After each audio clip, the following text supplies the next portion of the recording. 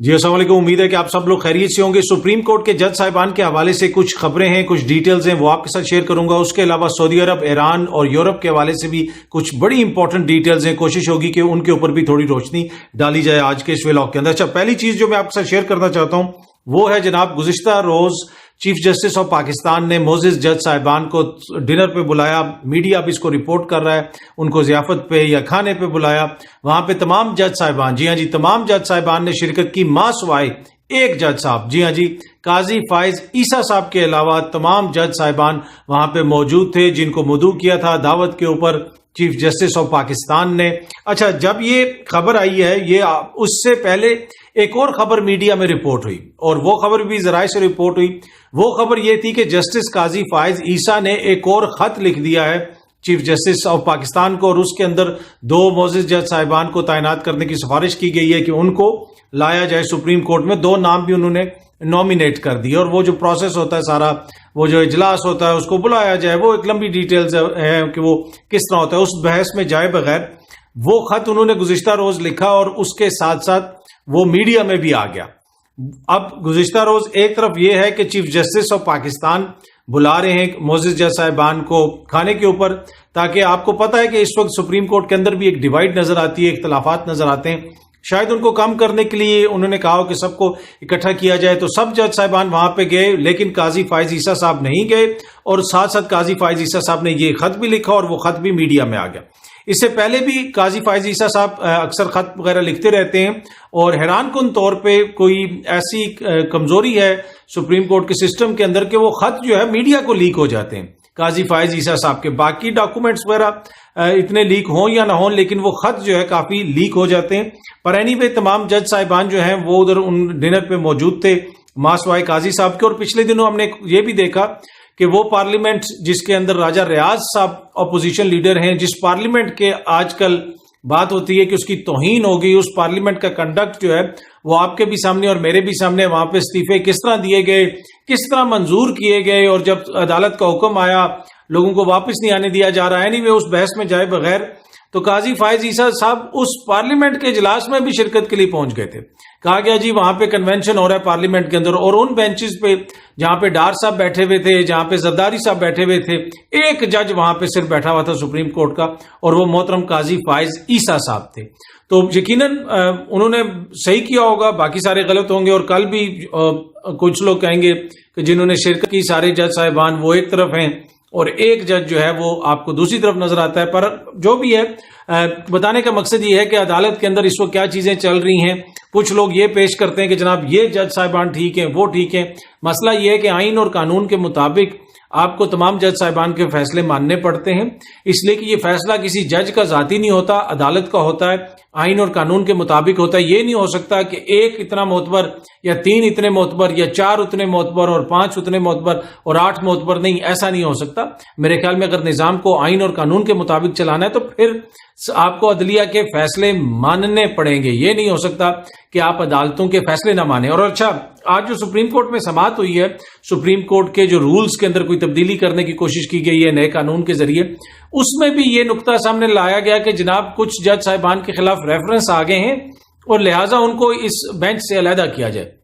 میں آپ کو بار بار یہ بتاتا رہا ہوں کہ کسی جج کے خلاف کوئی ریفرنس نہیں آیا، صرف شکایتیں آتی ہیں۔ ریفرنس صرف حکومت دائر کرتی ہے صدر مملکت کے تھرو، جس طرح قاضی فائز عیسیٰ صاحب کے خلاف کیا گیا تھا۔ تو اگر حکومت یہ سمجھتی ہے کہ ان جج صاحبان نے آئین بھی توڑ دیا، آئین ری رائٹ کر دیا، تو پھر قراردادیں نہیں۔ آئینی اور قانونی طریقہ یہ ہے کہ حکومت ان جج صاحبان کے خلاف ریفرنس دائر کرے، لیکن کوئی ریفرنس دائر نہیں کر رہے، بس وہ ایک سیاسی بیانیاں بنانے کے لیے کبھی یہ آڈیو ٹیپ کبھی وہ آڈیو ٹیپ۔ اینی وے یہ تھے جناب تھوڑے سے ہمارے عدالت کے معاملات۔ باقی عدالت میں ہی چودھری پرویز الہی صاحب بھی پیش ہوئے، اور انہوں نے کہا کہ میرے گھر پہ جو چھاپا مارا گیا، جو کچھ ہوا، اس کا ذمہ دار محسن نقوی ہے، اس کے علاوہ اور کوئی نہیں ہے۔ یہ چودھری صاحب نے کھل کے کہا۔ دوبارہ بھی گزشتہ رات بھی ان کے گھر پولیس گئی تھی گجرات میں، تو چودھری پرویز الہی صاحب کا یہ واضح موقف ہے کہ اس کے پیچھے اور کوئی نہیں ہے، محسن نقوی صاحب ہیں۔ اور محسن نقوی صاحب آپ کو پتا ہے، زرداری صاحب کہتے ہیں میرے منہ بولے بیٹے ہیں، چودھری پرویز الہی صاحب سے کہیں کہ ان کی رشتہ داری بھی ہے۔ پر اینی وے وہ یہ کہہ رہے ہیں کہ محسن نقوی ذمہ دار ہے، جو کچھ ہوا میرے گھر پہ اس کے علاوہ اور کوئی ذمہ دار نہیں ہے۔ چودھری شجاعت صاحب کے بیٹے نے بھی ایک انٹرویو دیا تھا، اس حوالے سے ان کے گھر پہ جو ہوا کوئی موقف ان کا مجھے سمجھ نہیں آیا کہ وہ کس کو تنقید کر رہے ہیں, کس کو تنقید نہیں کر رہے. کوئی عجیب سا ہی موقف تھا. ان کو کھل کے تو بتائیں نا کہ جناب آپ کے گھر پہ حملہ ہوا, آپ کے گھر کی آپ کی رشتہ دار خواتین کو پولیس پکڑ کے لے کے باہر آ رہی ہے, پوری قوم نے وہ مناظر دیکھے, تو کوئی تو پوزیشن اس پہ لے لینا کہ یار کیا ہے, مطلب آپ کو نہیں پتا کہ کون اس کا ذمہ دار ہے. اگر پرویز الہی صاحب نے تو کھل کے کہہ دیا کہ محسن نقوی یہ کہہ رہا ہے, تو آپ بھی کم از کم کوئی پوزیشن تو لیں, پر انہوں نے کوئی پوزیشن لینا مناسب نہیں سمجھا اس موقع کے اوپر. باقی خان صاحب کے 120 مقدمات کی تفصیلات اسلام آباد ہائی کورٹ میں پیش کی گئی ہیں کہ جناب ان مقدمات کا ان کو سامنا ہے, تو اس سلسلے میں اسلام آباد ہائی کورٹ سے رجوع کر لیا. تو وہ جو لوگ کہتے ہیں نا کہ جی 6 مقدمات ہیں, 8 مقدمات ہیں, اب پورے 120 مقدمات کی تفصیلات اسلام آباد ہائی کورٹ میں خان صاحب کی لیگل ٹیم نے ایک ایک مقدمے کا نام لکھ کے وہاں پہ جمع کرا دی ہیں. اب اس سے آپ اندازہ لگا سکتے ہیں کہ ان کے اوپر کتنے مقدمے اور مقدموں میں الجھانے کے لیے کیا کچھ کیا جا رہا ہے. اچھا, انٹرنیشنل خبریں جناب. سوڈان کے اندر جو صورتحال ہے وہاں سے لوگوں کو ایویکویٹ کیا جا رہا ہے, نکالا جا رہا ہے, اور اس کے اندر ہم نے ایک اور چیز دوبارہ مشاہدہ ہوا کہ وہی جو نئے ریجنل الائنسز بن رہے ہیں, نئے ماحول آپ کو بین الاقوامی سطح پہ نظر آ رہا ہے, اس کی جھلک ہم نے دیکھی کہ وہاں پہ پھنسے ہوئے ایرانی لوگوں کو سعودی عرب کی نیوی نے وہاں سے ایویکویٹ کیا. جی ہاں جی, آج سے 8 مہینے پہلے, 6 مہینے پہلے, 5 مہینے پہلے, ہو سکتا ہے ایون 3 مہینے پہلے, آپ شاید یہ کبھی سوچ بھی نہ سکتے ہوں کہ اس قسم کی اس لیول پہ ہوگی, گرم جوشی سے اس طرح چیزیں ہوں گی. تو وہاں سے ایرانیوں کو سعودی عرب کی نیوی نے نکالا. اس کے بعد ایران کے ایک سینئر آفیشل جو ہے وہ سعودی عرب میں, ان کی ایک ویڈیو بھی سامنے آئی, وہاں پہ وہ حکام سے مل رہے تھے, سعودی جو عسکری حکام ہیں ان سے ان کی ملاقات ہو رہی تھی. تو دونوں ممالک کے تعلقات دن بہ دن بہتر ہوتے جا رہے ہیں, اور اس میں چائنا کا کلیدی کردار ہے, اور چائنا نے بڑا امپورٹنٹ رول پلے کیا ہے, کیونکہ وہ چاہتے ہیں کہ خطے کے اندر حالات بہتر ہوں. تو آنے والے دنوں میں ہم دیکھ سکتے ہیں کہ مزید اس حوالے سے پیش رفت ہوگی, اور سعودی عرب ایران میں انویسٹ بھی کرے گا, اور اس حوالے سے بھی پلان بنائے جا رہے ہیں. اس کو کچھ چیزیں ہیں وہ میں اگلے ولاگز کے اندر آپ کے ساتھ شیئر کروں گا. اچھا, باقی اگر آپ یورپ میں چلے جائیں تو یوکرین کی جنگ جاری ہے. اگین یہاں پہ چائنا, رشیا اور یورپ دوسری طرف آپ کو نظر آتا ہے, امریکہ اور یورپ ایک طرف ہے اس معاملے پہ. رشیا, چائنا تو آپ کہہ سکتے ہیں کہ جی نیوٹرل ہے, پر رشیا کے حوالے سے سب کی پوزیشن کیا ہے وہ آپ کے سامنے ہے. کچھ ممالک اس کے پرو ہیں, کچھ اگینسٹ ہیں, کچھ ابسٹین کر رہے ہیں. مغربی میڈیا بھی اس کو رپورٹ کر رہا ہے. مغربی میڈیا یہ رپورٹ کر رہا ہے کہ رشیا کے 1 لاکھ وہاں پہ جو سولجر یا تو زخمی ہوئے ہیں, اور اس میں بڑی تعداد میں ہلاکتیں بھی ہوئی ہیں. رشیا یہ کہتا ہے کہ یہ بالکل پروپیگنڈا ہے. اس میں جو مغربی میڈیا رپورٹ کر رہا ہے کہ جی 20,000 کے قریب تقریباً روس کے فوجی وہاں پہ مارے جا چکے ہیں.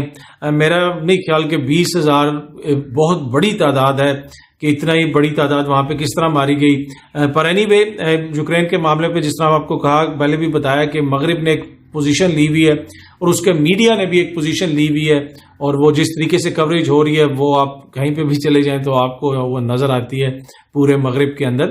اس کے اوپر کہ لگتا ہے اسی طرح ہے کہ پورے دنیا میں اگر گزشتہ 100-200 سال کے دوران ایک ہی جنگ ہوئی ہے وہ ہے یوکرین کی جنگ. نہ فلسطین ہے, نہ کشمیر ہے, نہ عراق ہے, نہ یمن ہے, نہ لیبیا ہے, نہ شام ہے, کوئی اور جنگ تو ہوئی نہیں. لگتا ہے اس طرح ہے کہ ہمیں میڈیا کی کوریج دیکھ کے مغرب کی کہ جناب پہلی دفعہ کسی جنگ کی ہم کوریج دیکھ رہے ہیں. اسپیشل پورے سیگمنٹس بنائے ہوئے ہیں انہوں نے, پورے ڈیڈیکیٹڈ سیکشنز بنائے ہوئے ہیں جو اس کو رپورٹ کرتے ہیں, اور اسی کے عین مطابق مغرب کی جو فارن پالیسی ہے وہ بھی عین مطابق ہے. تو ان کے میڈیا اور ان کی جو فارن پالیسی یا فارن پالیسی کے عزائم ہیں وہ بالکل اس میں مطابقت آپ کو نظر آتی ہے. اچھا, فرانس کے اندر لیبر ڈے کے موقع کے اوپر وہاں پہ مظاہرے ہوئے جس میں 100 سے زیادہ پولیس افسر, جی ہاں جی میں دوبارہ آپ کو ریپیٹ کرتا ہوں, 100 سے زیادہ پولیس افسر زخمی ہوئے. وہاں پہ پیٹرول بم وغیرہ بھی پھینکے گئے, اور اس کا اندازہ تھا کہ یہ مظاہرے کے دوران وہاں پہ احتجاج ہوگا, لڑائی ہوگی, لیکن نہ کسی مظاہرے پہ پابندی لگائی گئی, کیونکہ فرانس پہ کافی مہینوں سے, کافی ہفتوں سے یہ سلسلہ چل رہا ہے. وہاں پہ جو ریٹائرمنٹ کی ایج ہے اس کو 62 سال سے بڑھا کے 64 برس کر دیا گیا کہ 2 سال ایکسٹرا کرنا پڑے گا لوگوں کو کام. اس کے اوپر عوام نے شدید رد عمل دیا, مظاہرے ہوئے, پرتشدد مظاہرے ہوئے. نہ دفعہ 144 لگائی گئی, نہ کوئی وہاں پہ مظاہروں کے اوپر پابندی لگائی گئی. 100 پولیس والے زخمی ہوئے, 100 پولیس والے. اگر آپ ان کی فوٹیجز دیکھ لیں تو آپ حیران رہ جائیں کہ یہ ہو رہا کیا وہاں پہ. اتنے وہاں پہ شدید قسم کا پرتشدد کاروائیاں ہوئیں, لیکن اس کی جتنی مذمت کی جائے کم ہے. پر وہاں پہ آپ کو پتا ہے کہ فرانس کے وزیر اعظم نے ان مظاہروں کے بعد کیا بیان جاری کیا؟ آپ ایکسپیکٹ کر رہے ہوں گے کہ انہوں نے کہا ہوگا کہ آج کے بعد کسی مظاہرے کی اجازت نہیں، اس لیے کہ کافی عرصے سے یہ نظام چل رہا ہے۔ فرانس کے وزیر اعظم نے قوم کو مبارکباد پیش کی کہ ان مظاہروں میں میجورٹی جو مظاہرے جس میں لاکھوں لوگوں نے شرکت کی، چند ہزار لوگوں نے توڑ پھوڑ کی ہوگی، پولیس سے لڑائی کی ہوگی، باقی لاکھوں لوگوں نے اپنا جمہوری حق استعمال کیا۔ وہ باہر نکلے، انہوں نے پروٹیسٹ کیا، مزدوروں کے لیبر ڈے کے موقع کے اوپر مزدوروں سے یکجہتی کا مظاہرہ کیا اور اپنے جمہوری رائٹ کو ایکسرسائز کیا۔ یہ فرانس کے وزیر اعظم نے مبارک دی قوم کو۔ اور ہمارے ہاں کل اسلام آباد میں بھی جناب وہ لیبر ڈے کے اوپر آپ ریلی نکالنے کی اجازت نہیں تھی، آلدو کہ نہ تو یہاں پہ کسی نے پولیس سے لڑنا تھا، نہ پہ کوئی ایسی کوئی چیز حرکت ہونی تھی، پر یہ ہے ہماری جمہوریت اور وہ ہے فرانس کی جمہوریت۔ یہ تھوڑا سا فرق ہے دونوں جمہوریتوں کے اندر، اس سے آپ اندازہ لگا سکتے ہیں۔ آخر میں چھوٹی سی خبر، اے آئی آج کل آپ بہت زیادہ سنتے ہوں گے، artificial intelligence, ChatGPT بھی آ گیا ہے کہ آپ اس میں کچھ لکھیں تو وہ آپ کو آنسرز وغیرہ بتاتا ہے۔ اس کا جو گاڈ فادر جسے کہا جاتا ہے نا، جس نے یہ آرٹیفیشل انٹیلیجنس پہ سب سے زیادہ کام کیا، وہ ہے جیفری ہنٹن صاحب۔ وہ گوگل سے وابستہ تھے۔ یہ شروع میں جو تحقیقات ہوئی تھی نا، جو اس پہ تحقیق ہوئی اور شروع میں جو اس کو ڈیولپ کیا گیا، اس میں جیفری ہنٹن کا مرکزی کردار ہے یہ آرٹیفیشل انٹیلیجنس میں، اور اس کو آرٹیفیشل انٹیلیجنس کا گاڈ فادر کہا جاتا ہے۔ اب انہوں نے گوگل سے ریٹائرمنٹ کا اعلان کیا ہے، گوگل سے وہ ریٹائر ہو گئے ہیں، اور انہوں نے ایک خدشے کا بھی اظہار کیا ہے کہ مجھے خدشہ ہے کہ یہ جو آرٹیفیشل انٹیلیجنس ہے کہ جو آپ کو خود آنسر دے دیتی ہے، خود سب کچھ کر دیتی ہے، یہ انسانوں سے بھی زیادہ عقل مند ہو جائے گی اور کچھ ایسا کر بیٹھے گی کہ جس کا نقصان بھی ہوتا ہے۔ اب ایسا ہوتا ہے یا نہیں ہوتا، جب بھی کوئی نئی آتی ہیں چیزیں اس کے حوالے سے خدشات کا اظہار کیا جاتا ہے، لیکن میرے خیال میں چاہے ویل ہو، گاڑی ہو، جو چیز بھی انوینٹ ہوتی ہے وہ پھر آگے ہی آگے جاتی ہے۔ اگر وہ آگے بڑھیں گے تو انسان بھی آگے بڑھ لیں گے۔ میرے خیال میں مجھے نہیں لگتا کہ کوئی اس سے اتنے بڑے پیمانے پہ تباہی آئے گی، لیکن انہوں نے اس خدشے کا اظہار کیا ہے۔ پر ایک جو اس میں ہوگا کہ کئی 100 ملین، جی ہاں جی، کئی 100 ملین جو نوکریاں ہیں وہ خطرے میں پڑ جائیں گی۔ یہ ساری نوکریاں جو ہیں، جو مینول جہاں پہ بندے ہوتے ہیں، اب وہ آرٹیفیشل انٹیلیجنس کے ذریعے جو ہے وہ ہو سکیں گی۔ تو وہ ایک مجھے نظر آ رہا ہے۔ باقی جنگوں میں اس کا استعمال ہوگا، ادھر ادھر استعمال ہوگا، وہ آپ نے پھر جدھر استعمال کرنا ہے ٹیکنالوجی کو، وہ تو آپ کی اپنی ہے۔ جس طرح کوئی بھی ٹیکنالوجی بذات خود اچھی بری نہیں ہوتی ہے، پر یہ انہوں نے ایک اس خدشے کا اظہار کیا ہے، اور اس میں انہوں نے کچھ تفصیلات بھی بتائی ہیں کہ اگر وہ آرٹیفیشل انٹیلیجنس کو یہ بھی سکھانا چاہیے، وہ بھی سکھانا چاہیے، صرف خالی ذہانت نہیں، ذہانت کے ساتھ جو ہے کانشیسنس، مطلب کہ تھوڑا سا یہ بھی اچھے اور برے کی تمیز بھی اس میں آئے۔ تو میرے خیال میں جو ڈیولپمنٹ ہوگی تو اچھے اور برے کی اس میں تمیز بھی جو ہے وہ بھی آتی جائے گی، وہ چیزیں بھی آتی جائیں گی۔ پر اس خدشے کا انہوں نے اظہار کیا۔ آرٹیفیشل انٹیلیجنس یہ اگلی بڑی چیز ہے، اور آنے والے مہینوں میں، سالوں میں اس کو آپ بار بار دیکھیں گے۔ تو ہو سکتا ہے کہ آرٹیفیشل انٹیلیجنس، میری یہ دعا ہے کہ اس نہج پہ پہنچ جائے کہ جہاں پہ یہ حکومت چلانے کے قابل ہو جائے، اور اگر ایسا ہو جائے تو میرے خیال میں شاید پاکستان کے کافی مسائل جو ہے حل ہو سکتے ہیں۔ امید ہے کہ آپ کو یہ ویڈیو پسند آئی ہوگی۔ بہت جلدی آپ سے دوبارہ ملاقات ہوگی۔ Thank you so much.